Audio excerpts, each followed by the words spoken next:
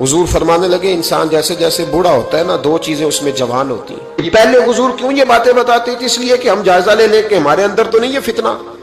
جیسے جیسے بوڑھا ہوتا ہے دو چیزیں جوان ہوتی ہیں۔ یا رسول اللہ صلی اللہ علیہ وسلم وہ کون سی؟ فرمائے ایک اس کا دل کرتا ہے سارا زمانہ مجھے پوچھ کے چلے، میری عزت کرے، وہ سمجھتا ہے کہ اب ہر آدمی مجھ سے پہلے پوچھے۔ اور دوسرا فرمایا جیسے جیسے بوڑھا ہوتا ہے اس کے اندر دولت کا لالچ بڑھتا جاتا ہے، اس کی ذمہ داریاں کم ہو رہی ہیں، پر اس کا وہ لالچ، وہ ہوس، وہ نشہ وہ اتر نہیں رہا، یہ تباہ کر دیتا ہے۔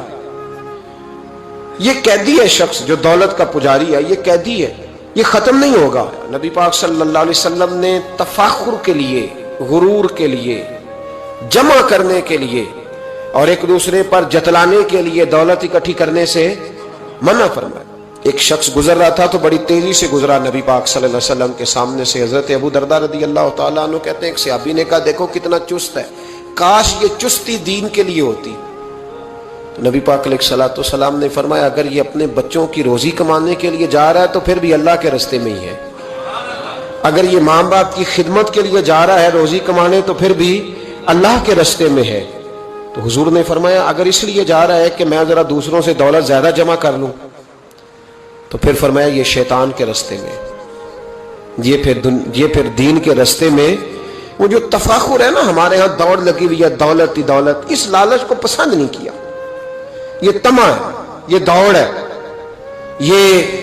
یہ انسانی خواہشات کا وہ سمندر ہے جو کبھی پور نہیں ہوتا، یہ وہ طلب ہے جو کبھی پوری، یہ وہ نشہ ہے جس سے انسان کبھی سیر نہیں ہوتا۔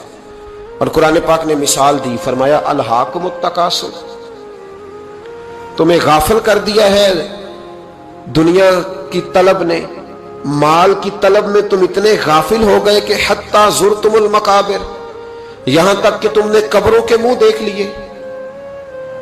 پیسے لینے جا رہے تھے رستے میں مر گئے، دولت اکٹھی کرنے جا رہے تھے کہ راہ میں وقت آ گیا، حتی زرتم المقابر۔